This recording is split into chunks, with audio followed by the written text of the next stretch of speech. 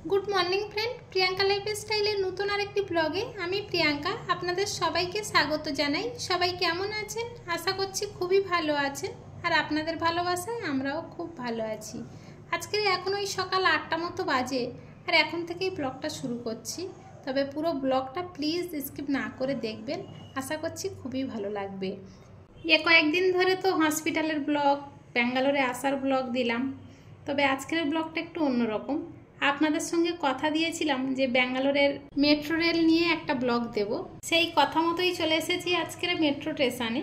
तो এই স্টেশনটার नाम हलो হোয়াইটফিল্ড और एखाने किन्तु सब जायगाय चेकिंग हय।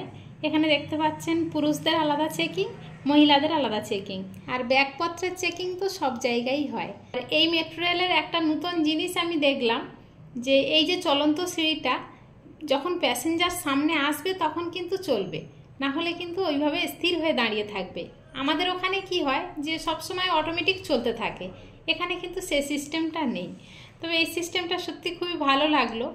এখানে আপনি যেদিকে তাকাবেন সেদিকে কিন্তু সাদা ধবধবে, সব দিকে পরিষ্কার পরিচ্ছন্ন, কোথাও একটা কাগজের টুকরো এখানে পড়ে নেই। আর আমি যেটা খেয়াল করলাম প্রতি মুহূর্তে এখানে পরিষ্কার করছে। এমনকি যে মেট্রো রেলটা এসে দাঁড়াচ্ছে সেখানে কিন্তু প্যাসেঞ্জার সঙ্গে সঙ্গে উঠছে না, সেখানে আগে পরিষ্কার হয়ে তারপরে উঠতে দিচ্ছে। তবে সেটা আমি অবশ্যই দেখাবো আপনাদের সঙ্গে। তো এতক্ষণ ধরে অনেক বকবক করে নিলাম, এদিকে তো ট্রেনটা বের হয়ে গেল।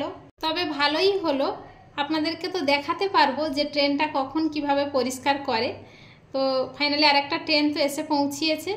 এই ট্রেনটাকে দেখুন, এখন কিন্তু এই গেটটা খোলা মাত্রই কিন্তু কোনো প্যাসেঞ্জারের ভিতরে উঠবে না, ঝাড় দিয়ে মুছে পরিষ্কার হয়ে যাবে, তারপরে আবার প্যাসেঞ্জার উঠবে।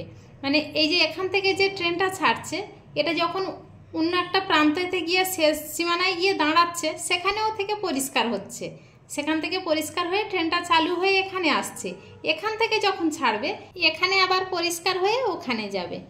তবে ফাইনালি আমরা ট্রেনে উঠে পড়েছি আর ট্রেনটা কি সুন্দর পরিষ্কার দেখুন। আর কিন্তু খুব ভিড় হয় না, কত অল্প সংখ্যক মানুষজন এখানে বসে আছে আর আমরাও বসে রয়েছি এই যে তিনজনে। তবে ট্রেনের ভিতর থেকে আপনাদের বাইরের পরিবেশটা তো দেখাবো, চলুন এবারে। কি সুন্দর লাগছে দেখুন, দূর থেকে দেখলে মনে হয় যেন আফ্রিকার জঙ্গল, এত সব বড় বড় গাছ জঙ্গলের মতো, কিন্তু এর ভিতরে সব ঘরবাড়ি রয়েছে। আর যার জন্য কিন্তু এখানে এই গাছপালা রয়েছে বলে কিন্তু এখানে প্রাকৃতিক পরিবেশটা খুবই সুন্দর। তবে বড় বড় সাপও রয়েছে আর চারিদিকে এত সুন্দর সুন্দর বড় বড় বিল্ডিং দেখে মনে হয় যেন যে স্বপ্ন দেখছি। এগুলো তো কোনোদিনও আমাদের হবে না, কোনোদিনও আমরা করতেও পারবো না, দেখেই মনটা শান্তি হয়ে যায়, তাই না? আর দেখতে ভীষণ সুন্দর লাগছে। তবে এত বড় বড় বিল্ডিংগুলো এদিকে সচরাচর বেশি হসপিটাল, নার্সিংহোম এগুলোই দেখা যায়। এর মধ্যে আবার কিছু কিছু হোটেলও রয়েছে। আমাদের পশ্চিমবাংলায় যেমন বর্ষার সময় প্রচণ্ড পরিমাণে বর্ষা হয়, গরমের সময় প্রচণ্ড পরিমাণে গরম পড়ে, এখানে কিন্তু এই পরিবেশটা আমি দেখিনি। তবে গরমের সময় গরম পড়ে কিন্তু অতিরিক্ত পরিমাণে পড়ে না, আর বর্ষার সময় কিন্তু ঝিরিঝিরি বৃষ্টি হয়।